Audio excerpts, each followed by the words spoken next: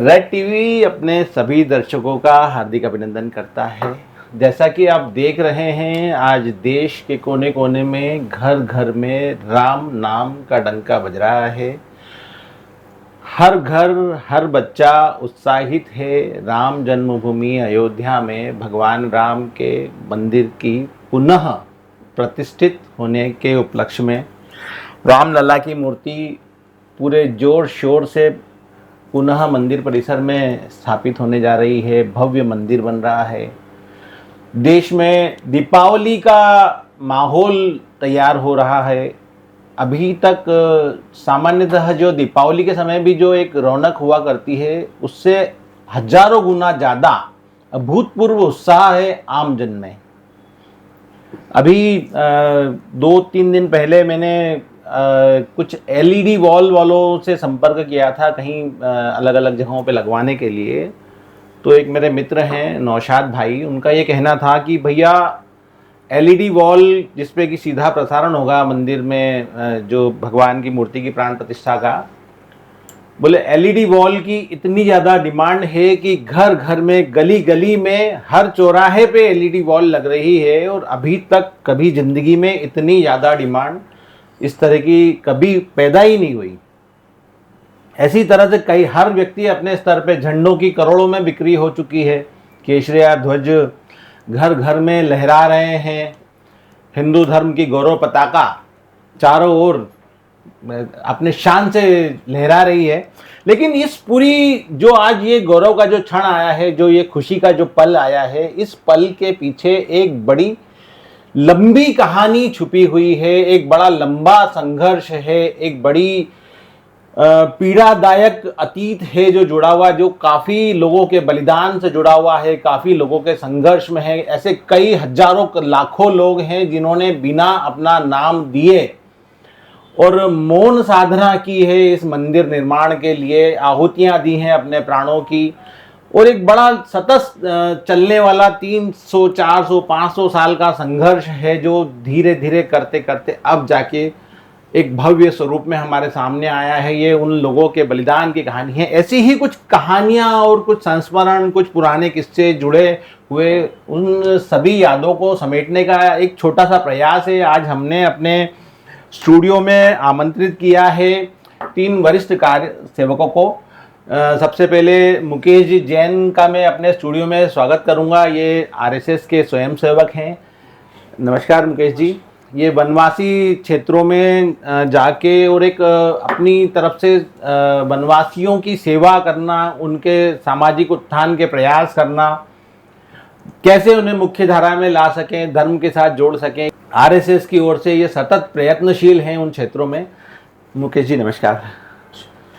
साथ में हमारे साथ में मिलिंद दांडेकर जी हैं जो GSITS कॉलेज में प्रोफेसर हैं और राष्ट्रीय स्वयंसेवक संघ के कार्यकर्ता हैं, स्वयंसेवक हैं। सर आपका बहुत बहुत स्वागत है। हमारे साथ में सुभाष गुप्ता जी हैं जो वैष्णव वाणिज्य महाविद्यालय में प्रोफेसर रह चुके हैं और आरएसएस के स्वयंसेवक हैं। दिन पे दिन आरएसएस की जो शहर में होने वाली कई गतिविधियों में नियमित रूप से सक्रिय अपनी भूमिका बना के रखे हुए हैं। सुभाष जी स्वागत है आपका। तो सबसे पहले तो सर कहानी यहाँ से शुरू होती है कि ये जो राम मंदिर आंदोलन जो शुरू हुआ, ये हुआ कहाँ से शुरू, ये जो प्रयास है। सर मिलिंद जी मैं आप ही से ये चीज़ें शुरू करना चाहूँगा कि जो शायद मतलब अकबर या जो औरंगजेब के समय का जब का भी शासनकाल था, ये शायद आप ज़्यादा अच्छे से बता पाएंगे, जब राम मंदिर वहाँ था और उसको तोड़ा गया, क्या हुआ था एक्चुअल में? ये 15वीं शताब्दी की बात है जब बाबर एक विदेशी आक्रांता मुस्लिम, उसने भारत पर आक्रमण किया था। हाँ। और उसके बाद उसने अपनी सत्ता स्थापित करने के बाद हिंदू समाज के जितने गौरवशाली स्थान थे, आराध्य स्थान थे, धार्मिक स्थान थे, उनको तोड़ने का कार्य किया जी। और उसी श्रृंखला में उसका जो सेनापति था मीर बाकी जी, उसने पूर्वी उत्तर प्रदेश में उस क्षेत्र में जितने बड़े आराध्य स्थान थे हिंदू समाज के, उनको अपमानित करने के लिए, नष्ट करने के लिए जो कार्य किया, उसमें प्रमुख रूप से अयोध्या में प्रभु श्री राम जन्म स्थान का जो मंदिर था जी। जो पुरातात्विक सबूतों के आधार पर हम कह सकते हैं कि कम से कम महाराजा विक्रमादित्य के समय से बना हुआ था, और बाद में उसका जो रिकंस्ट्रक्शन हुआ था 12वीं शताब्दी में ये पूर्ण रूप से हुआ था। उस भव्य विशाल मंदिर को उसने नष्ट किया, तोड़ा, अपमानित किया, और वहाँ पर उनका एक प्रार्थना स्थल बनाने का प्रयास किया। हालांकि पूरी तरह से वो सफल नहीं हुए पूरा प्रार्थना स्थल बनाने में, परंतु वो उस समय से मतलब 15वीं शताब्दी से हिंदू समाज पर जो इतना बड़ा आघात लगा था, तो सतत आज हम उसके 500 साढ़े 500 वर्षों बाद इस बात की चर्चा कर रहे हैं, तो 550 वर्ष तक सतत हिंदू समाज ने संघर्ष किया है। हजारों लाखों लोगों ने बलिदान दिया है। हमारे संतों ने, हमारे योद्धाओं ने, हमारे कुंभ मेले में आने वाले नागा साधुओं ने भी प्रत्येक सिंहस्थ और कुंभ मेला जो प्रयाग में पास में ही होता था, प्रत्येक कुंभ मेले के समय उस स्थान पर जाकर संघर्ष किया है, परंतु विदेशी और आक्रांताओं के शासनकाल में वो पूर्ण रूप से कभी सफल नहीं हो पाया। जो जिस तरह से वहाँ पे 15वीं शताब्दी में मंदिर को तोड़ा गया, तो क्या उसके बाद से वो मंदिर में वहाँ पे मतलब मंदिर पूरा नष्ट हो गया, पूजा पाठ वगैरह सब बंद हो गई थी वहाँ पे? नहीं, ऐसा नहीं हुआ। वो उन्होंने जो नष्ट किया उसी के मटेरियल के आधार पर कुछ ढांचा बनाने की असफल कोशिश की। अच्छा। परंतु हिंदुओं ने जो राम प्रभु श्री राम का जन्म स्थान, जो उनकी श्रद्धा और विश्वास और आस्था थी, जो चबूतरा और जो रामलला का स्थान था, उसको कभी हिंदुओं ने छोड़ा नहीं। वहाँ सतत व आराधना, पूजा, फल पत्र पुष्प से वो करते रहे। यानी जो इवन मुगल काल के जो रिकॉर्ड्स है, अकबर का जो कोर्ट मास्टर था अबू फजल, उसने अपने डायरियों में सब लिखा है, जबकि वो बाबर के लगभग 50, 60, 70 साल बाद का वो वृत्तांत है, उसमें भी लिखा है, मतलब तुरंत उसके बाद का, कि आज भी वहाँ रोज हिंदू समाज के वो गांव के लोग आते हैं अयोध्या के, और वहाँ पर पूजा अर्चना करते हैं। और वो जो उल्लेख है वो 1590 का है। अच्छा। अबू फजल का जो उल्लेख है, और जो अभी भी उसके प्रमाण पुरातत्व विभाग के पास उपलब्ध है। किसी न किसी रूप में वहाँ पूजा चलती है। उसके बाद 1857-58 तक अबाधित रूप से रोज वहाँ पूजा होती रही है। अंग्रेजों के रिकॉर्ड में भी है। 1818 में उन्होंने लगभग पूरे भारत पर शासन कर लिया था, तो उन्होंने भी उसके बाद सारे रिकॉर्ड्स अपने कब्जे में लेके किए, तो वो भी सारे रिकॉर्ड से बताते हैं कि 1590 से 1858 तक सतत रूप से पूजा होती रही, कभी भी उसमें कोई अंतर नहीं आया।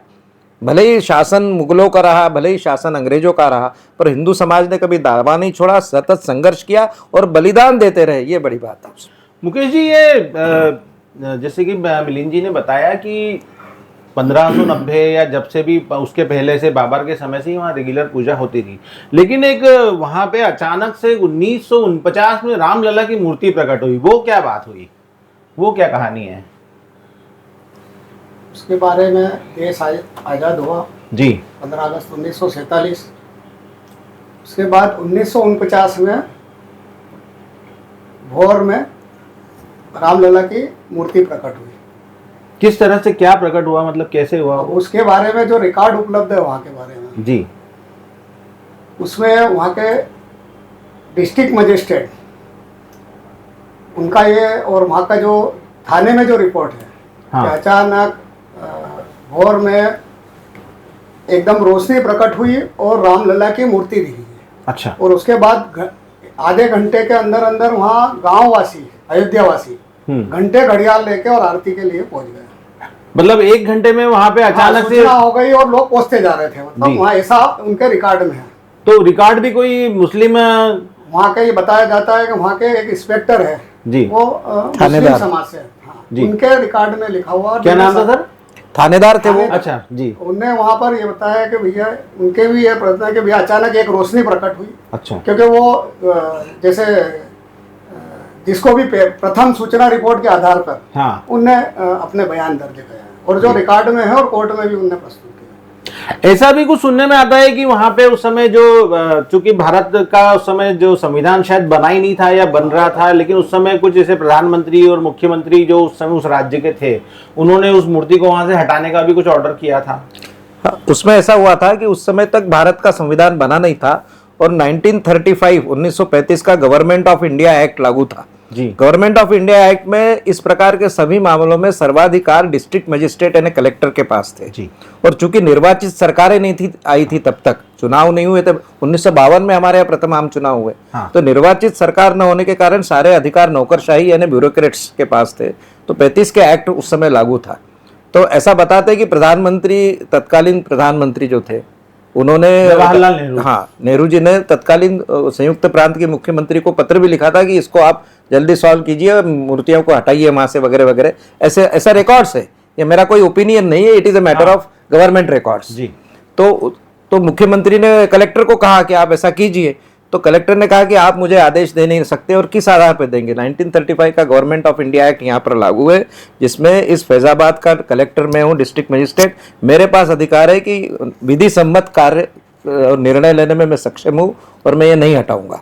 ऐसा उन्होंने निर्णय के जो डिस्ट्रिक्ट मजिस्ट्रेट थे उन्होंने मिस्टर नायर आदेश को मानने से मना कर दिया था। मिस्टर नायर, प्रधानमंत्री का सीधा आदेश नहीं था। मुख्यमंत्री जो थे उस समय, मुख्यमंत्री ने उनसे कहा कि आप, उनका भी मौखिक आदेश था, लिखित आदेश नहीं था। लिखित दे ही नहीं सकते थे क्योंकि उनके पास ऐसा कोई अधिकार नहीं था जी।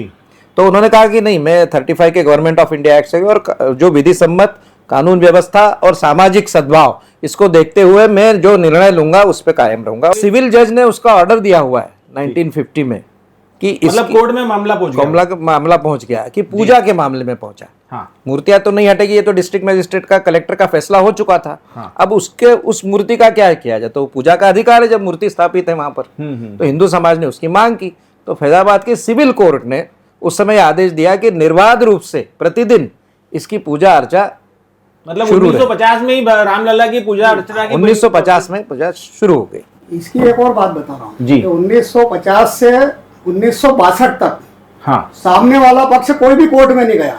हाँ, 12 दिन पहले इसको कोर्ट में ले गए, और ये किसी न किसी उस समय के सत्ताधीशों की चालाकी थी। मतलब कोई राजनीतिक 12 साल का जो कानून है जी, 12 साल के पहले अगर कोई शूट फाइल कर सकता, limitation, law of limitation act अपने यहाँ लागू है कि किसी प्रकार के सिविल सूट में, किसी प्रकार के प्रॉपर्टी के डिस्प्यूट में अगर 12 साल तक एडवर्स पोजीशन बना रहता है और आप कोई भी उसमें कार्रवाई नहीं करते तो वो कायम हो जाता है। तो 12 साल खत्म होने के कुछ दिन पहले, 10-12 दिन पहले सामने वाला पक्ष कोर्ट पहुंचा और वो इनको खड़ा कराया गया। देखा जाए तो ये जो परिवार हुआ था, आज जिनके परिवार के वंशज हैं, जिन्होंने भी मतलब वहां पे कोर्ट में अपीयर हुए थे, जो जिसको वो है वादी, लिमिट खत्म होने के, ये एक विशेष बात है जी। जबकि उनकी तरफ से कोई आपत्ति नहीं थी। मुस्लिम समाज ने, स्थानीय मुस्लिम समाज ने कोई आपत्ति नहीं की कभी। मतलब एक्चुअली में तो वहां पूजा अर्चना शुरू हो गई थी, रामलला की मूर्ति स्थापित हो गई थी, डेली पूजन हो रहा था, लेकिन पूजन हो रहा था, दर्शन नहीं मिल रहे थे, ऐसा कुछ हुआ था।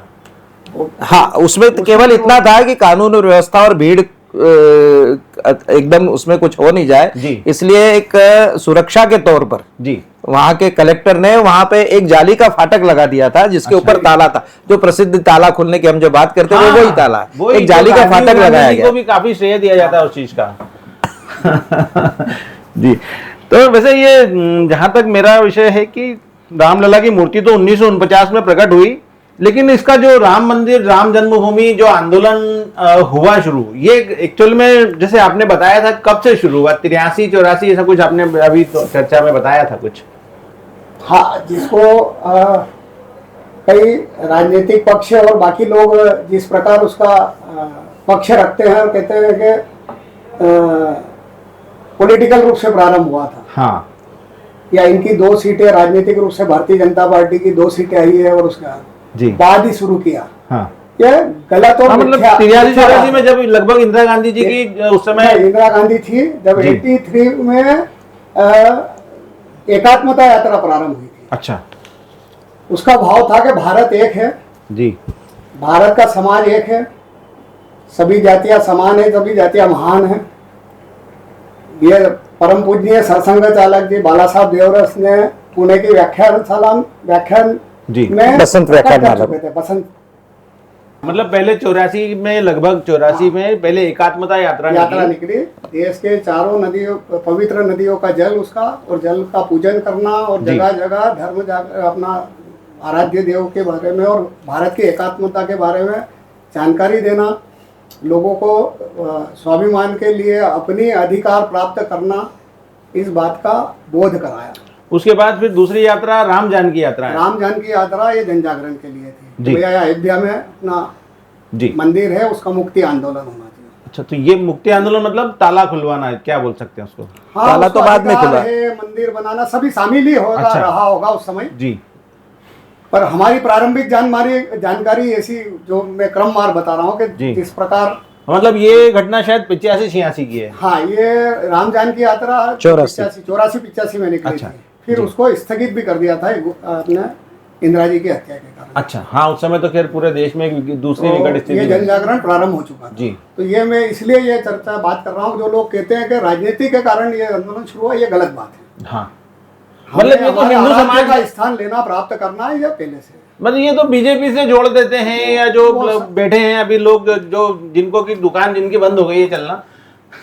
इसमें ऐसा है कि ये राम जानकी यात्रा के पश्चात जी। सारे देश में वातावरण बना, अयोध्या में वातावरण बना राम जन्मभूमि के लिए। तब उसमें एक और घटना हुई। अच्छा। ये हुई कि अयोध्या का जो हिंदू समाज था और उस जो वो केस चल रही थी जो सामने वाले पक्ष ने लगाई थी, उसमें जो अपनी तरफ से हिंदू पक्ष की ओर से जो वादी प्रतिवादी मतलब जो पक्ष लड़ रहे थे, उन्होंने एक स्टैंड लिया बहुत अच्छा कि जब हिंदू समाज वहाँ पूजा अर्चा सैकड़ों साल से कर रहा है, कुछ बीच की छोड़ के, और 1950 से तो लगातार कोर्ट के आदेश से कर रहा है। हाँ। और हिंदू समाज को, और इन 36 सालों में, तब तक 36 साल हो गए थे किसको पूजा शुरू किए, बाद की 1950 से 1950 36 साल में कोई व्यवधान उत्पन्न नहीं हुआ, कोई कानून व्यवस्था की स्थिति उत्पन्न नहीं, हिंदू समाज ने कोई उपद्रव नहीं किया है। तो फिर हिंदू समाज को बाहर से दर्शन करने के लिए वंचित क्यों रखा जाए? इसलिए ताला खोल दिया जाए। हाँ।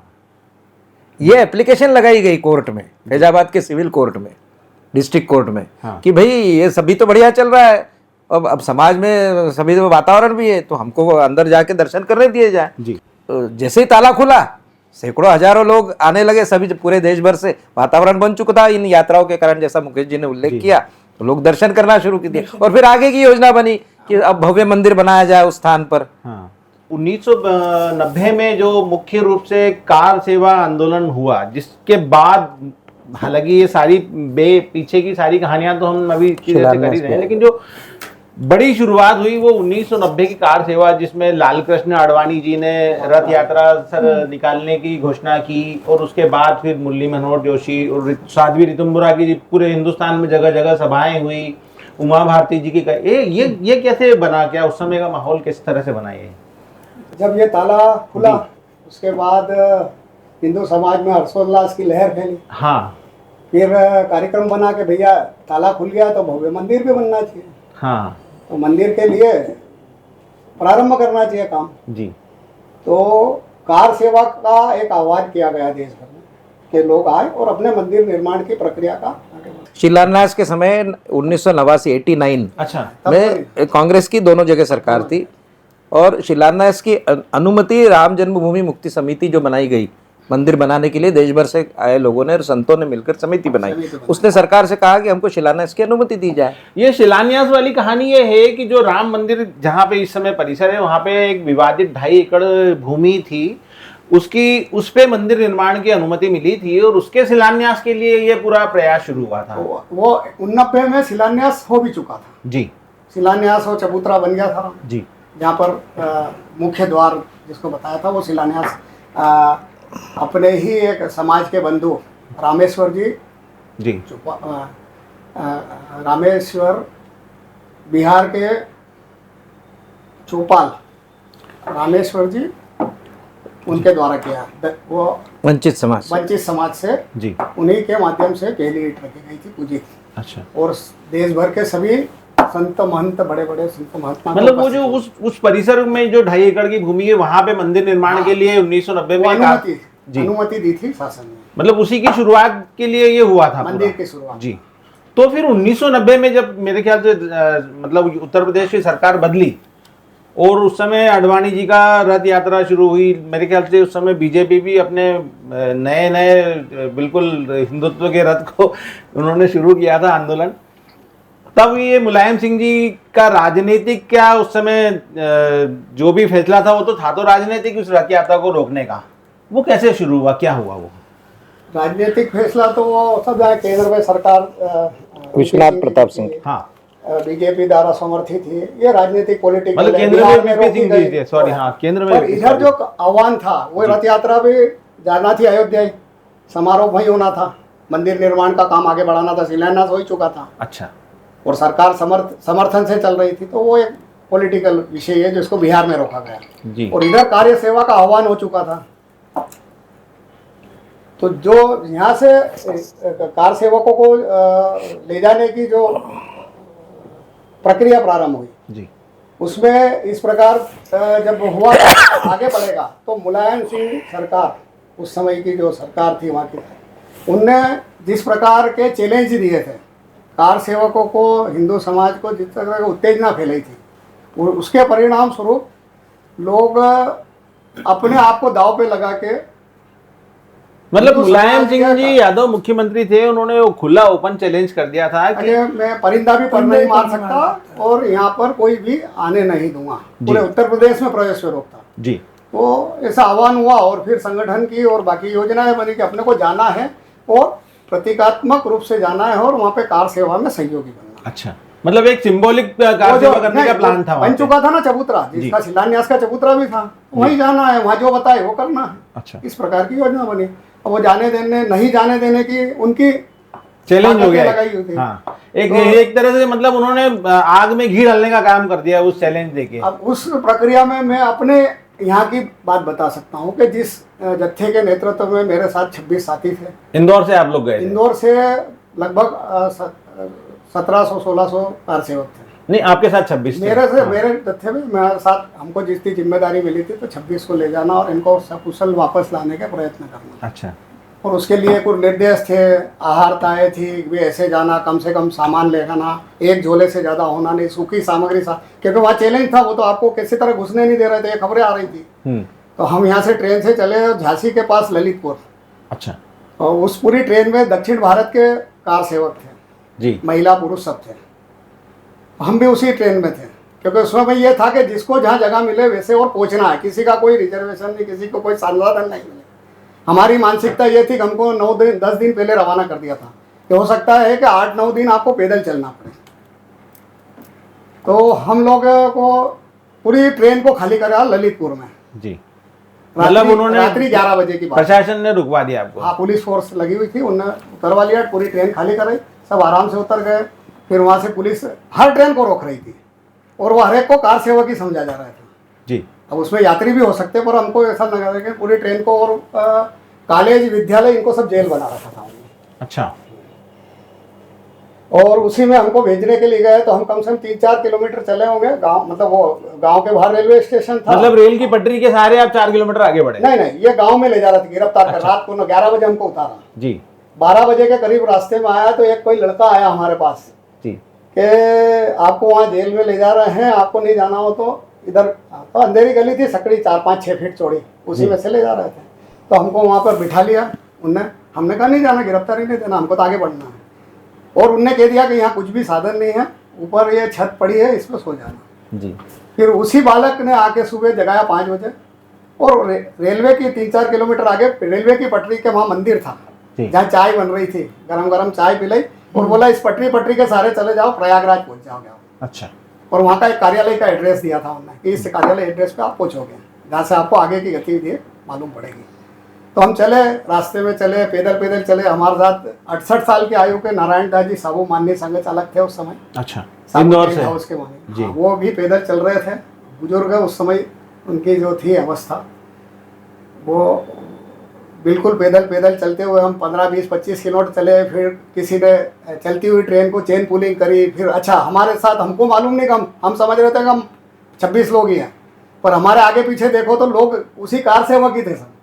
अच्छा, हाँ, अब लोग समझ सकते हैं यात्री हो, पर रेलवे पटरी के सहारे ही पहुंचना है जी, उस पर कोई गिरफ्तारी और उसका वो नहीं था। तो ललितपुर से अयोध्या की दूरी फैजाबाद कितनी थी? ललितपुर से तो प्रयागराज की दूरी थी लगभग होगी 150-100, मतलब 100-150 किलोमीटर। आप निश्चय कर चुके थे कि 150-200 किलोमीटर पैदल ही जाना है? हाँ, जाना, ये मान रहे। और फिर बता ही दिया गया था, जिस प्रकार बताया गया था कि आपको पैदल मानसिकता, भूखे रह के भी जाना पड़ सकता है, भोजन पानी मिल जाए तो बहुत अच्छी अवस्था, मतलब कोई व्यवस्था नहीं, बहुत अच्छे हमारे जी। अनुभव इतने अच्छे हैं पैदल यात्रा, क्योंकि बाद में खेतों में गए, खेतों से रास्ते से, अब किसी का एक मकान खेत में अच्छा बड़ा, कोई एक ठाकुरों का गांव था जी, तो वो केवल बोले भोजन की व्यवस्था, इसके अलावा कुछ भोजन पियो, हाथ धो और यहाँ रुको मत और आगे बढ़ते रहो। हाँ। फिर एक किसान था, हमको मालूम ही नहीं कि बेचारे ने एक वो टेबल के ऊपर वो अपने यहाँ ये दीपावली पे वो धानी और गुड़ रख रखा टोकने में। तो वो मालूम पड़ा, हमने जब उसके यहाँ से, अच्छा हमारा भी मन था कि किसी ने भी व्यवस्था की है तो थोड़ा सा प्रसाद के रूप में भले भूख नहीं हो लेना। उस किसान की जब जानकारी लगी तो उसके घर में एक दिन पहले मौत हुई थी परिवार में, और कल लेकिन बोले मेरे घर आके कह गए थे कि आपको इधर से जो भी जाए उसको प्यासा मत जाने देना। ये भाव हमको उद्वेलित कर रहे थे और प्रेरणा दे रहे थे, जिसको कहते हैं ना कि इतनी चुनौती के बाद भी आगे बढ़ने की क्यों आपकी इच्छा हो रही थी। तो पैदल यात्री वो, और तो ऐसे हम आगे बढ़ते गए और ट्रेन तो हमको रास्ते मिली, लेकिन फिर प्रयागराज से भी पैदल जाना पड़ा है। अच्छा, वहां से भी पैदल गए। बस हमको 2-3 अनुभव अच्छे रहे कि साबू जी को देखो ईश्वरीय शक्ति रहती है, तो कोई साइकिल से आगे छोड़ता रहा उनके इतनी बड़ी आयु में, उनको यहाँ पाँव में वो बन गए थे, चलते चलते ना, हाँ, तो वो क्या बोलते हैं, वो बन गए थे पाँव में जी, तकलीफ हो रही थी और वो भी मना नहीं कर रहे थे, लेकिन कोई ना कोई साइकिल वाला छोड़ देता था 3-5 किलोमीटर में, वहां जा रहा हूँ, इस टाइप हम आगे बढ़ते रहे। और अयोध्या की गलियों में मतलब जो जन सामान्य है उत्तर प्रदेश का, उन्होंने आपको भरपूर सहयोग दिया। हाँ, वहाँ का जो समाज था उस समय जी, हमारे अनुभव ये है कि हम रात को जैसे एक जगह 2:30 बजे चलते चलते तो 25-26 लोगों की इच्छा, तो हम सड़क पे सो गए थे। अच्छा, ये गांव की सड़कें रहती, डामर रोड थी, हाँ, सो गए हम गाँव। उसका तो यहाँ पे का अनुभव है कि कुछ घरों में बाइक पड़ी हुई थी खूब सारी, हाँ, तो ये उनको मतलब इंस्ट्रक्शन थे कि कोई भी कार सेवक आए उसको आगे गांव में छोड़ दो, एक गांव से दूसरे गांव तक। दूसरे गांव में छोड़ दो। और यदि नदी पार करना हो हाँ। तो उस समय नाव भी जब्त कर ली थी मुलायम सिंह सरकार ने जी, तो क्या करा, किसानों ने नाव को अपनी नदी में डुबो कर रखा था, छिपा कर। कोई भी कार सेवक आता और नाव निकालता, हाँ, कार सेवक को बिठाता और आगे छोड़ देता। अच्छा, और रात का समय पार कराने के लिए हमेशा रात का समय, हाँ, रात के समय, दिन में नहीं कराते। दिन में नहीं, हाँ। मतलब उसके लिए ये था कि आप क्योंकि 10 दिन पहले से निकल गए थे तो आपके पास पर्याप्त समय था पैदल जाने का, और इस टाइप से सब उस समय की व्यवस्थाएं थी, लेकिन हमको ये नहीं मालूम कि वो किस चैनल से आए थे। अच्छा, लेकिन मतलब कुल मिला के कि जो उस समय का जो प्रशासन था, जो मुलायम सिंह सरकार ने जो निर्देश दिए थे अधिकारियों को, वो पूरे तरह से विलेन बना हुआ था उस समय रोकने के लिए आपको। हाँ, उससे भी आगे जनता का सहयोग पूरा मिला उसमें। हाँ, जनता का पूरा सहयोग था। हाँ, समाज भर भले साथ, मतलब पब्लिक वर्सेस प्रशासन हो गया था उस समय। हाँ, ऐसी परिस्थितियां बन गई थी कि मतलब आमने सामने का एक युद्ध वाली स्थिति बन गई थी, बगावत की स्थिति बनी हुई थी वहां पे। ये पब्लिक पूरी थी कार सेवक के साथ जी, कोई भी कार सेवक। हाँ, इसमें कई बार ऐसे अनुभव आए कि प्रशासन में भी भले लोग भी कुछ रहते हैं, पुलिस में जी, जो मैं बताऊंगा आगे की वर्णन में 6 दिसंबर को क्या हुआ था उस दिन। अच्छा तो मतलब उस समय का जो प्रशासन के जो लोग थे उसमें कुछ आपके हिसाब से कुछ अच्छे लोग भी थे शायद, गिनती के। हाँ, हाँ, इसका उदाहरण मैं देता हूँ आपको। जी, पहले उस समय क्या सुबह सुबह ना प्रभात फेरी निकलती थी। हाँ, तो मैं बुरहानपुर का एक किस्सा सुना रहा हूँ कि प्रभात फेरी में उस समय मुश्किल से 10, 15, 20 लोग निकलते थे। तो उस समय जो वहाँ एसपी थे उन्होंने एक विज्ञप्ति निकाल दी पेपर में कि कोई भी व्यक्ति यदि कार मतलब इसके प्रभात फेरी में निकला तो उसको गिरफ्तार कर लिया जाएगा। अच्छा, हाँ, पेपर में छप गया वो क्या कार से मतलब ये प्रभात फेरी में कोई भी निकला उसको गिरफ्तार कर लेंगे। तो जैसी खबर पूरी बुरहानपुर में फैली तो अगले दिन करीबन 5 से 7 हजार लोग पूरे सड़क पर आ गए। तो लोगों ने पूछा उस एसपी से कि भैया ये आपने तो कल विज्ञप्ति निकाली थी और ये क्या हो गया। हाँ। पहले मेरी इच्छा पूरी हो गई, मैं यही चाहता था। तो अब कौन किस रूप में सहयोग कर रहा कैसे था? बाहर निकालना ये तरीका था जी। ये, इसलिए मतलब ये हिंदू आ गए। तो 10-20 लोग ही निकल रहे थे वहाँ और सीधे 6-7 हजार लोग, पहले पूरी सड़कें भर गई थी वहाँ। तो सर वैसे जब आप वहाँ पहुँचे अयोध्या, जो 1990 वाली जो कार सेवा की जो कहानी है, तो वहाँ पे क्या रूपरेखा हुई? जैसे 1990 में तो जैसे वहाँ तक पहुँचना ही बहुत बड़ी बात थी, तो आप पहुँचे थे, वहाँ तक पहुँच गए थे आप? हम पैदल चलते चलते 29 नवंबर को हम अयोध्या जी पहुँच गए। अच्छा, दोपहर तो रास्ते में कहीं रोका नहीं किसी ने? नहीं, बीच में हाँ, हम तो रोकने के लिए कुछ ये थे, लेकिन वो कार सेवकों के निकट आते गए तो इतनी संख्या थी कि चारों तरफ से जैसे उदाहरण के लिए कहा जाता वो मतलब जिसको टिड्डी दल आ गया हो, अच्छा, इस स्वरूप ले लिया था अयोध्या के आसपास चारों तरफ जी। तो जैसे प्रशासन के भी हाथ पे ठंडे पड़ गए थे जैसे। हाँ, अब किस किस को ले जाए, लाखों की उनकी संख्या में जेल लोग- भर गई, सब भरते गए, उनके पास जगह नहीं थी, खिलाने की बात अलग है, उनको रखने की जगह नहीं थी। अच्छा अच्छा, तब ये परिस्थितियां बनी कि फिर वो जैसे आखिरी दिन आते गए, जैसे हमको 30 तारीख को पहुंचना, 30 तारीख का आह्वान किया था कि चलना है दर्शमान जी कार सेवा के लिए, तो 29 को हम दोपहर में पहुंच गए थे। जी। उसके बाद उसी दिन शाम को हमने आराम से नगर में प्रवेश किया। हमारे को बता दिया कि आप मतलब इस टाइप से ठहरने का था कि वहाँ करीब 300 200 300 400 स्थान धर्मशाला टाइप और मंदिर है राम जी के सब। हाँ वो छोटा कस्बा है लेकिन सब है धार्मिक स्थान ही। जी। तो ठहरने की व्यवस्था अलग अलग अखाड़े बने हुए अलग अलग ऐसे थे जहाँ ऐसा लगा कि जिसके यहाँ गढ़ी गढ़ी। हाँ, पर वो नगर में भी हाँ गढ़ियाँ। तो हमको आसपास ही ठहराया था नगर के बाहर ही जी। कि आप रहो और ऐसा, और आपको सुबह आना है। वो समय धर्म सभा वगैरह नहीं थी। अच्छा, आपको आना है सुबह, समय तय था वो। एक समय तय था शिलान्यास कि की आपको कार सेवा 30 तारीख को आना है। जी। हाँ, उन लोगों को चाय नाश्ता करके निकले और अपने अपने सब समूह को लेकर साथ में गीत और भजन गाते हुए पहुंचना है। जी। और वो अयोध्या की जो हनुमानगढ़ी है वो चौक है, वहाँ पे एक हनुमानगढ़ी दर्शन करते उस तीन तरफ से रास्ते आते हैं। अच्छा, तो चारों तरफ की गलियों में संख्या भर गई थी, पुलिस ने जगह जगह 5-6 बैरिकेडिंग, क्योंकि उसके बाद ही जन्म स्थान था। अच्छा, हनुमानगढ़ी के पास लगा हुआ जन्म स्थान था, जी। तो उन गलियों से होके ही गुजरना पड़ता था। तो इनने बैरिकेडिंग करी थी, उन गले में जाना, पुलिस की बैरिकेडिंग के बाद हमें रोक दिया गया। अच्छा, तो जो जहाँ था वो निर्देश थे कि वहीं बैठना और भजन कीर्तन करना। ठीक है। तो वो 1-2 घंटे चलता रहा।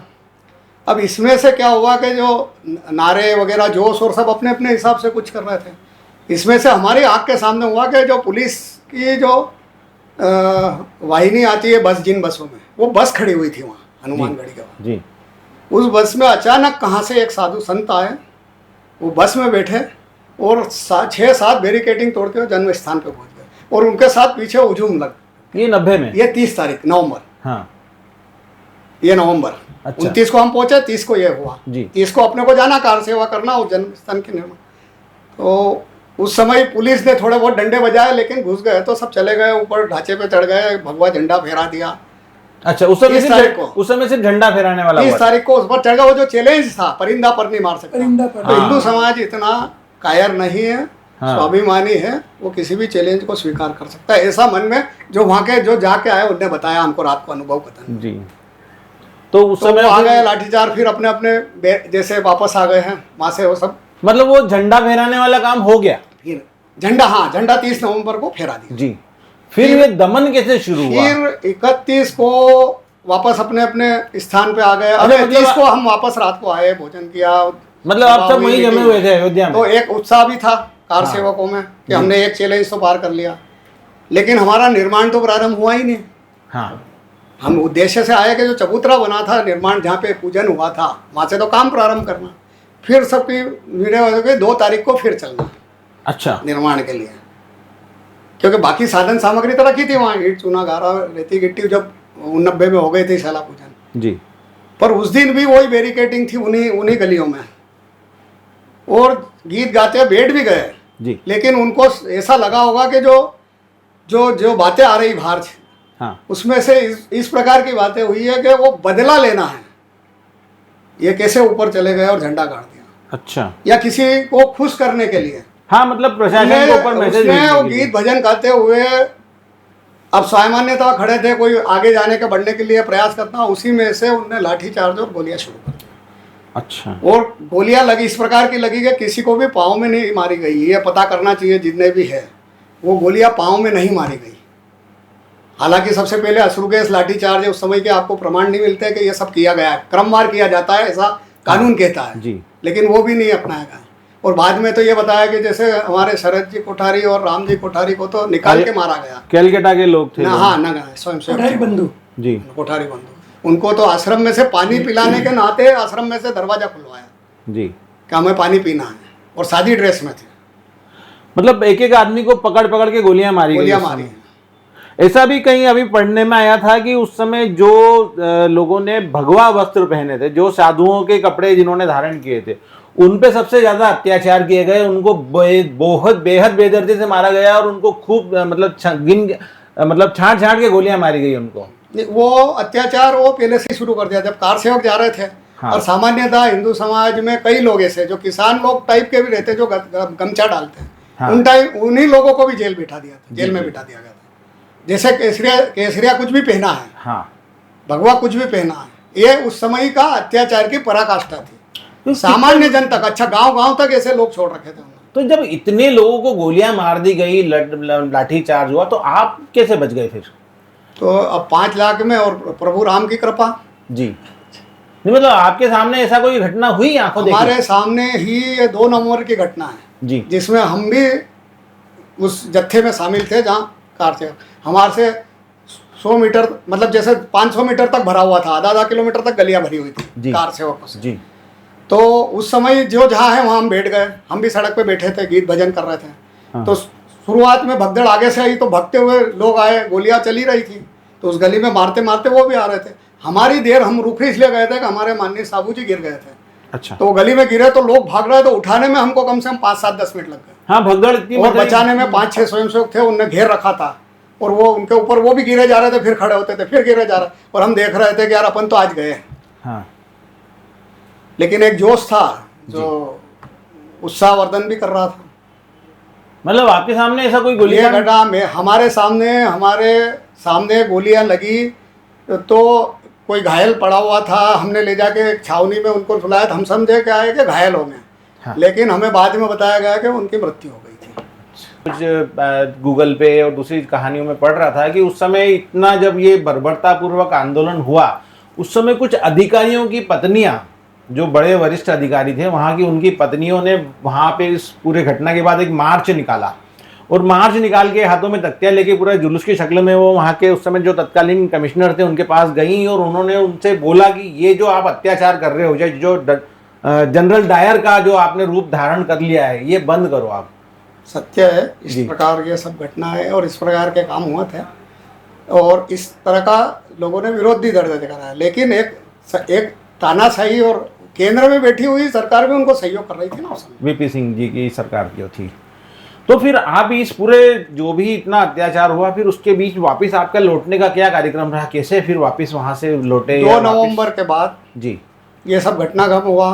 फिर आंदोलन के कार्यकर्ताओं को अपने अपने स्थान पे पहुंचने के निर्देश जारी हुआ। अच्छा, ये पूरे भारतवर्ष से थे ना, सिर्फ मध्य प्रदेश के नहीं, पूरे हिंदुस्तान से लोग आए थे? हाँ, पूरे भारतवर्ष से। और मुझे लगता है कि हम लोगों का जिस तरह से हमारा जाना हुआ था, उस समय से हम लोग दक्षिण भारत की संख्या बहुत मिली। अच्छा, हम जिस मार्ग से गए, हम खंडवा और इस मार्ग से गए थे, तो इधर जो ट्रेनें आने वाली थी वो दक्षिण से आने वाली, तो हमको दक्षिण के कार सेवक भी बहुत सारे मिले थे जी। हमारे नए परिचय हुए थे कई लोगों से। हाँ, और एक बात जो देखने में ध्यान आई थी कि महिलाओं की संख्या थी दक्षिण भारत से। ओहो, अच्छा, वो भी थी, महिलाएं भी थी कार से। अच्छा। तो ये जो लोग वहाँ मरे थे, जैसा अब अलग अलग स्टोरियों में, अखबारों में पढ़ने में आता है, कुछ वीडियोस भी अभी चैनलों पे अभी देखे हैं मैंने, व्हाट्सएप पे भी चल रहे हैं, उसमें कई लाशें सरयू नदी में डुबो दी गई थी, रेती की बोरियां बांध बांध के, और कई लोग मरे पड़े हैं, कई के सामूहिक चिताएं जलाई गई थी वहाँ पे। वो देखा कुछ दृश्य आपने? आपके सामने कुछ ऐसा अनुभव है आपका? ये घटना चूंकि 2 नवंबर की है, हाँ, तो 2 नवंबर की शाम से हमारी वापसी तय कर दी। अच्छा अच्छा अच्छा। और उसके बाद ये सब आया, ये हमने पढ़ा भी है, सुना भी है। उस समय एक और वीडियो उनके मुख से भी सुना है जो प्रत्यक्षदर्शी थे जी, क्योंकि उसके जब अनुभव कथन हुए, हाँ, उसमें बहुत सारी घटनाएं, इससे भी क्रूरतापूर्ण घटनाएं सामने आई थी। जी। और ये भी कहा जाता है कि उस 30 नवंबर का बदला लेने के लिए उस फोर्स के अंदर कुछ ऐसे लोग डाले गए थे, किसी दल के उसमें ये भी कहा कहते हैं ऐसा मैंने अभी कुछ संस्मरण पढ़े हैं अभी अखबारों में कि उसमें कुछ जो गुंडे टाइप के लोग थे, जो पुलिस के या प्रशासन के लोग नहीं है, वो गुंडों ने गोलियां चलाई लोगों सही को। सुना है जी, मतलब ये किसी पार्टी के कार्यकर्ता थे या जो गुंडे थे या कुछ भी लोग थे? जानकारी आई है और आते ही जाए, मतलब आपने भी सुना, और समाचार माध्यमों में उस समय के अखबार थे जी, दूरदर्शन तो लाइव था ही नहीं। हाँ हाँ हाँ, मतलब समाचार चैनल भी थे, लेकिन उस समय के मतलब वो मतलब जहाँ भी जिस तरह से भी उस पूरे आंदोलन को दबाने के लिए जो जिस तरह से भी कर सकते थे वो पूरा किया। उसके लिए उन्हें पराकाष्ठा जी, उसको भी आगे, मतलब पराकाष्ठा जितना कर सकते थे उससे आगे का किया कुछ लोगों ने। फिर उसके बाद में जैसे 1990 आंदोलन, जो ये कार सेवा हुआ का कार्यक्रम हुआ, इतना दमन हुआ, जो भी कार सेवक गए थे, उसके बाद लाल कृष्ण आडवाणी जी की गिरफ्तारी हो गई, बाकी नेताओं की गिरफ्तारी हो गई, आंदोलन उस समय के लिए रोक दिया गया। फिर वापस से 1992 में इस पूरे कार्यक्रम को फिर से वापस से कार सेवा आयोजित की गई। उस समय तत्कालीन मुख्यमंत्री थे कल्याण सिंह जी, जो भारतीय जनता पार्टी के थे, क्योंकि इस पूरे आंदोलन के बाद मुलायम सिंह जी की हालत बहुत ख़राब हुई, उनकी सरकार गिरी, फिर कल्याण सिंह जी की नई सरकार बनी। केंद्र में इंदिरा गांधी जी की हत्या के बाद में शायद उस समय नरसिंह राव जी थे, राजीव जी की हत्या के बाद नरसिंह राव जी थे। ये पूरी प्रोसेस में फिर से कार सेवा जो 1992 में आयोजित की 5 दिसंबर को तय हुआ है। 5 को। पहले जब यहाँ से भगा कि भाई अपना शिला पूजन हो गया था। हाँ। अपने राम मंदिर की नींव तो रख दी गई थी 89 में। हाँ। उसके बाद ये कार सेवा जो मुलायम सिंह जी हुए के अत्याचार के कारण और जो वापस घर आए, हाँ। तो वापस ये 92 में वापस आह्वान हुआ। हाँ। कि हमको अपना अधिकार प्राप्त करना है, मंदिर निर्माण की विधि वो करना, प्रारंभ करना है। इसलिए कार आंदोलन तो चल ही रहा था ना। हाँ, आंदोलन सततता थी। वो तो बहुत सारे नारे उस समय के थे, कसम राम की खाते हैं, मंदिर वहीं बनाएंगे। उस समय राज्य सरकारें भी थे, इंदौर का जत्था था, तो मध्य प्रदेश शासन में भी अनुकूल सरकार थी जी, जो हमारे आंदोलन के सहयोगी थी जी। लेकिन यहाँ से हम जहाँ गए, वहाँ पे 6 दिसंबर के पहले पहुँच गए। हमारे रुकने की व्यवस्थाएं सब थी, भोजन पानी, और 3 दिन उस मंदिर, वो जो मंदिर था राम चबूतरा, उसके दर्शन के सब व्यवस्थाएं भी पहली बार हुई। 92 में भी गए आप, इतना होने के बाद भी गए आप? सब देखने के बाद। नहीं, मुझे हम लोगों का एक और अनुभव बताता हूँ। जिस प्रकार कार सेवकों का जो उत्साह था जी, तो तब तक ये हो गया था कि प्रभु राम के लिए कि ये तो बहुत मिलाकाई के लिए जीवन है। अच्छा, हाँ, मतलब उस समय तो अपने आप प्रभु राम के लिए अपने आप को सब समर्पित हो जाए, जो भी हो जाए। और उसी टाइप के सब वो जोश भरे भाषण और सब सुनने को भी मिलते थे, और युवा अवस्था थी तो लेकिन जो वहाँ 92 में आप जब पहुँचने का, जो कार सेवा का रेती वहाँ पे सरयू से उठा के डालने का प्रोसेस था, और जो भी वहाँ पे जिस तरह से भी सब लोग इकट्ठे हुए थे, वहाँ पे एक धर्म सभा का आयोजन हुआ था, जिसमें कि मेरे ख्याल से शायद लाल कृष्ण आडवाणी जी, मुरली मनोहर जोशी जी, उमा भारती जी और साध्वी ऋतंबरा, इन लोगों के वहाँ पे भाषण भी थे। इस तरह की चीज़ें हुई थी, और तत्कालीन प्रधानमंत्री पीवी नरसिम्हा राव को इन लोगों ने आश्वासन दिया था कि वहाँ पे हम एक सांकेतिक कार सेवा करेंगे और उसके बाद वहाँ से शांतिपूर्वक लौट जाएंगे। कल्याण सिंह जी उस समय प्रधानमंत्री थे। फिर ये पूरी जब सारी चीज़ें वहाँ सब लोग इकट्ठे हो गए, सारे जो 6 दिसंबर 1992 के दिन जो सारी चीज़ें वहाँ पे सब लोग एकत्रित हो गए, शांतिपूर्वक धर्म सभा हो रही थी, लाखों लोगों की भीड़ वहाँ एकत्रित हो गई थी। फिर क्या हुआ अचानक कि वो वापस तोड़ फोड़ शुरू हो गई, फिर से वापस वो सारा वो लोग उस जो विवादित ढांचा था उस ढांचे तक कैसे पहुँच गए, क्या हुआ ऐसा? नहीं, हम लोग ऐसी कोई जानकारी नहीं थी, हमको केवल जाना है इतना मालूम था जी। जब वहाँ गए हम लोग, तो हमको जो बताया गया था वो कार सेवा करना है, बस वो रेती वहाँ से रेती लगा चढ़ाना है बस। तो हम लोग तो सब मतलब स्टेट वाइज बैठे हुए थे जी, और 11-12 बजे के आसपास देखा तो सारी भीड़ चढ़ रही थी वहाँ पर अचानक जी। और उन्होंने आसपास खाई खोद रखी थी, उस पर रेलिंग लगा रखी थी, मतलब वो जो विवादित ढांचा था उसके आसपास खाई थी। हाँ। और उसके ऊपर चढ़ नहीं पाए बाहर खाई से, तो रेलिंग लगी थी। तो क्या करा लोगों ने, जो रेलिंग थी उसको पकड़ के नीचे कर दिया किसी प्रकार से जी। वो जो रेलिंग थी वो सीढ़ियाँ काम कर दी और चारों तरफ से भीड़ चढ़ गई ऊपर उन रेलिंग को पकड़ के। हाँ, और जब हम लोग तो लाइन में बैठे थे, मैंने कहा ये क्या हो रहा है। हाँ। तो फिर तो सब वहां से भागे। हाँ। और सब सीधे ऊपर तोड़ने के लिए सब ऊपर चढ़ गए। अच्छा। हाँ, तो फिर वो लोग जो वहाँ धर्म सभा कर रहे थे वो क्या कर रहे थे? वो तो बोल रहे थे, बस वो उनका काम था, बोलने का बोल रहे थे वो। अच्छा। बाकी सब काम शुरू हो गया था अपना। हुआ ये था कि हमें सबको ये पहुंचना था कि 30 नवंबर जी और 1 दिसंबर तक अयोध्या पहुंचना है। हाँ। 6 दिसंबर कार सेवा की तिथि थी। लोगों को हम पहुंच गए, लोगों ने 30, 31, 1, 2, 3 तारीख तक, हम 3 तारीख को इंदौर का जत्था पहुंचा था जी। 3 तारीख को जत्था पहुंचने के बाद हमारा एक ML कॉलेज में हमारी ठहरने की व्यवस्था थी। हाँ। ठहरने की व्यवस्था में संसाधन कुछ नहीं, नीचे बिछाने के लिए घास दे दी थी उन्होंने। वो फुहार आती है उस क्षेत्र में होती है जिससे आपको ठंड नहीं लगे। दिसंबर का माह था, भरचक ठंड रहती है। हमको ओढ़ने बिछाने का साधन और ये ले जाना था घर से, और एक बैग से ज़्यादा ले जाना नहीं। ये हमेशा रहा हर कार सेवा में। कि अपने कंधे पे एक ही बस बैग ले केवल जाना, इतना बोझ उठा सकते ये था। तो वो उस पर सोने बिछाने की, तो हम 3 तारीख को पहुंचे, वहाँ धर्म सभा में गए। तो पहले उसके पहले आप दर्शन कर लो, तो मंदिर में कतारबद्ध पंक्ति से अंदर से जन्मभूमि के दर्शन कराए। तो हम लोगों की तो बारीकी से देखने की वो थी आदत।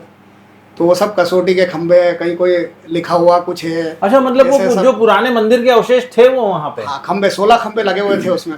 अच्छा, आपने देखे सारे? ढांचे भी लगे हुए थे। अच्छा, तो उसमें ये नक्काशी- खंभों से ये कैसे पता? खंभों से ये प्रमाण होता है कि जो नागर शैली और अपने जो मंदिर के खंभे रहते हैं उसके चिन्ह है वो, जिस प्रकार नक्काशी, जिस प्रकार कसौटी के खंभे, पुराने अवशेष, हाँ, जो सोना ये सब बातें परत ने वहाँ जो के कसौटी- गाइड बता भी रहे थे हाँ। कि ये है, ये चीज देखो, ये चीज देखो, ये है राम चबूतरा, ये है जो जिस प्रकार घटनाओं का वर्णन किया, 49 मूर्ति का प्रकट हुई, ये सब बताने दर्शन कराने वाले थे। जी। पूरा परिसर देखा, ये करा, समझा।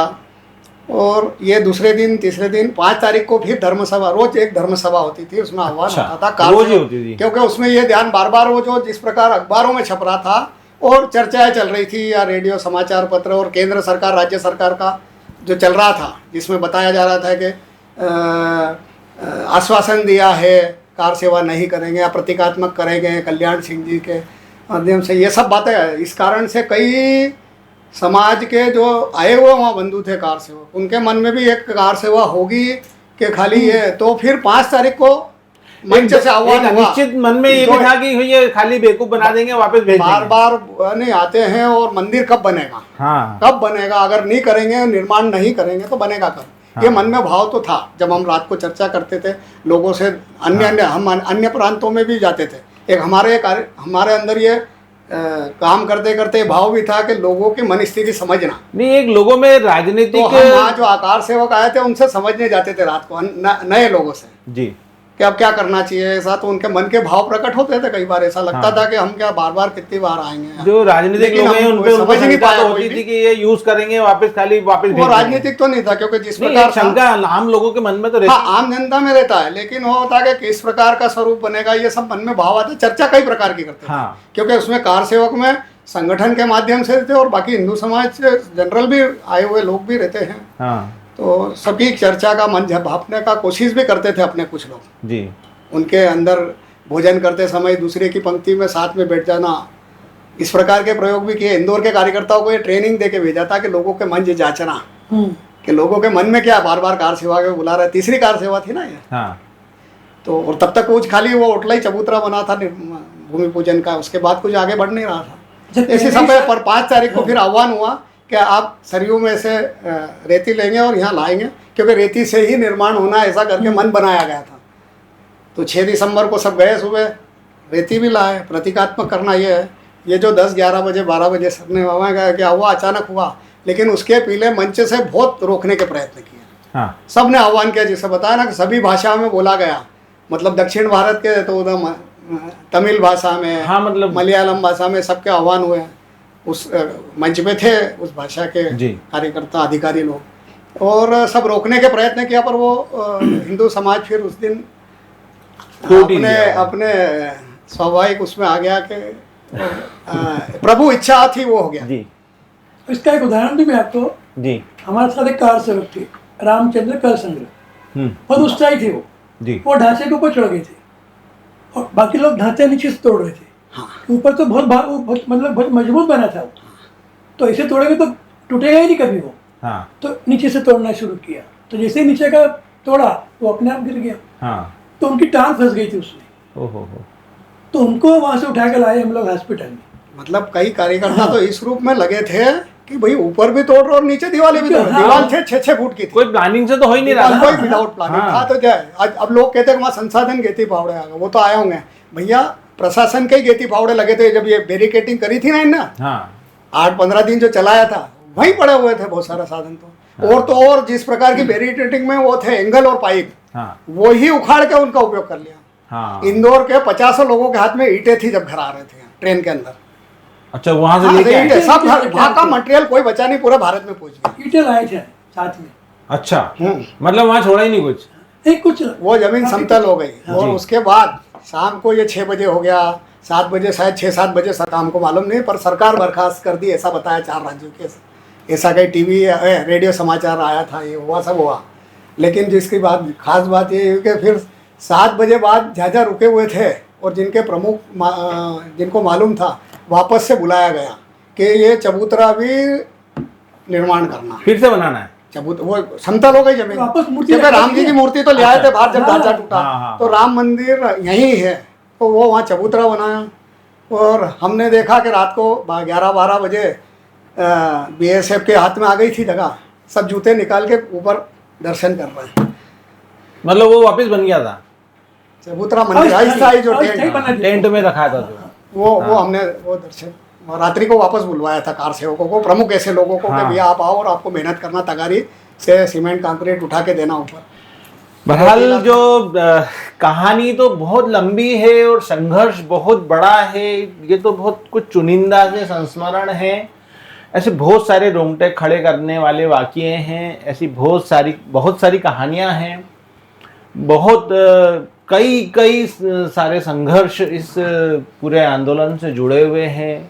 उसके बाद में कार सेवा के बाद में कई वर्षों तक जो रामलला की प्रतिमा है वो टेंट में रही, कई साल सुप्रीम कोर्ट में मुकदमेबाजी चलती रही, अलग अलग पार्टियों ने उसके समर्थन और विरोध में अपने पक्ष रखे सुप्रीम कोर्ट में। फिर सुप्रीम कोर्ट से मंदिर निर्माण के पक्ष में फैसला हुआ, राम जन्मभूमि न्यास ट्रस्ट की गठन हुई, पूरे देश से उसके लिए अलग अलग ट्रस्टियों को जोड़ा गया, पूरे देश की जनता ने मिलके राम मंदिर निर्माण के लिए अपने से जो तय सहयोग हो सकता है वो सब ने किया।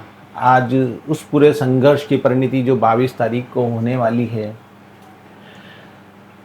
ये एक बड़ा सुखद एक उदाहरण देखा था मेरा। हाँ। तो रामचंद्र कलसंग्रह थे जिनकी टांग टूट गई थी, हाँ उनको लाए हम इंदौर जी, उनकी शादी होने वाली थी कुछ दिन बाद ही, उनकी सगाई हो चुकी थी। अच्छा, तो लोगों ने लड़के को समझाया, मतलब कितना त्याग किया लोगों ने, बता रहा हूँ मैं आपको। तो लोगों ने समझाया कि भाई जब शादी कैसे करें, एक लंगड़ा हो गया ये तो। अच्छा, मतलब परमानेंट ही पाँव खराब हो गया? पाँव बल गड़बड़ हो गया था, काफी टूट गया था मतलब। अच्छा, तो हॉस्पिटल में भर्ती थे वो, शादी की तारीख भी आ गई थी, तो हॉस्पिटल के अंदर ही शादी हुई उसकी, और उस लड़के ने शादी करी, बोले नहीं इनसे शादी करूंगी मैं, पैर टूटने के बावजूद। हाँ, उसके बावजूद भी, और हॉस्पिटल में उनके फोटो के साथ शादी करी। देखो, अब परिवार के सदस्यों का भी ये जो बलिदान है वो कोई कम नहीं है। हाँ, सही बात है। तो इस तरह की और भी गाथाएं निरंतर हम आपके सामने लाने का प्रयास करते रहेंगे। जिस तरह राम अनंत है, आदि अनंत हैं, उनकी कथाएं भी अनंत हैं। हमारा प्रयास रहेगा कई ऐसे अनछुए पहलू आप तक पहुंचाते रहें। हमारे स्टूडियो में आपका पधारने का और कीमती समय देने का बहुत बहुत धन्यवाद। इच्छा नहीं भरी है, मन नहीं भरा है, तो और उदाहरण परंतु समय की अपनी सीमाएं हैं। जैसे आप सुनागे तो जैसे संस्मरण याद आते जाते हैं। हाँ, कंटिन्यूटी में जिस प्रकार आ रहा है। हाँ, और वो भी एक कई ऐसे कार्यक्रम की परिधि है कि हमको आधा 1 घंटे में उसको बांधना है। और भाई साहब जो पुलिस फोर्स था ना, हम रात में वापस आए, हाँ। तो उनके साथ में आए हम, तो पुलिस वाले पूछ रहे फोर्स वाले, क्या भाई साहब वास्तव में तोड़ दिया क्या? तो सबकी ड्यूटी अलग अलग लगी थी। उस समय मोबाइल नहीं था, हाँ, चैनल नहीं थे, और जो उनकी ड्यूटी के दूर थी उस ढांचे से, तो हम उनके साथ में हो लिए बचाने के लिए। तो भाई साहब आप तोड़ा कि नहीं तोड़ा? क्यों? पर हर बार हमारी ड्यूटी लगती है, तब कम से हम निश्चिंत हो जाएंगे। अब ड्यूटी नहीं लगेगी हमें। ऐसे अनेकों प्रकार के मतलब प्रसंग खूब है। खूब प्रसंग शाम है, को हाँ। पुलिस वाले भी आराम से जाने दिया। इस पूरे अभियान की विशेषता मानना चाहिए कि जब कार सेवक गए तो किसी ने भी संघर्ष नहीं किया। ये एक विशेष उल्लेखनीय बात है। एक बहुत बड़ा प्रश्न छूट गया था, बात बतानी छूट गई थी, जो मुकेश जी ने अभी बता रहे हैं कि विरोध करने का सख्त मनाही थी संघ की तरफ से कि कोई प्रशासन का विरोध नहीं करेगा, किसी भी प्रकार का। हमको तो अत्याचार भी शांतिपूर्ण झेलना है और प्रदर्शन, अपना अधिकार प्राप्त करना, मतलब अपना स्वाभिमान प्राप्त करना। वापसी में तो ये पोजीशन थी कि हम वापस आए ना वहां से, तो पूरे रास्ते भर इतने बिस्कुट के पैकेट, चिप्स के पैकेट इतने लोगों ने बांटे हैं। जब पता लगा कि वो ढांचा ढहा दिया, कार सेवक जा रहे हैं, तो लोग पागल हो गए, पागल हो गए। लोग तो रास्ते भर देते रहे, रास्ते हर स्टेशन पे हर कुछ न कुछ स्टेशन पे। और किसी का नहीं लो तो बुरा मान रहा है, बुरा तो मान हमको जाए। जबरदस्ती लेना पड़ रहा था। मेरे जो यात्री थे ना दूसरे, उन लोगों ने खूब इकट्ठा कर लिया, इतना लोगों ने बांटा। और ट्रैक्टर ने सेंट्रल गवर्नमेंट में, मतलब केंद्र कांग्रेस सरकार थी, और ट्रैक्टर चल रहा है पानी के लिए, कार सेवक आ रहे हैं पानी पिलाने, तो ट्रैक्टर से प्लेटफॉर्म पे चल रहे हैं और सबको पानी पिला रहे हैं। अनेकों घटनाएं इस प्रकार की बहुत सारी हिंदू घटनाएं समाज बहुत उसमें विस्तार में है, पर समय की सीमा हमारे सामने है। हमारी मजबूरी है कि इस कार्यक्रम को यहीं रोकना पड़ेगा। अगली मुलाकात तक के लिए इजाजत दीजिए। जय श्री राम। नमस्कार। जय श्री राम। जय श्री राम।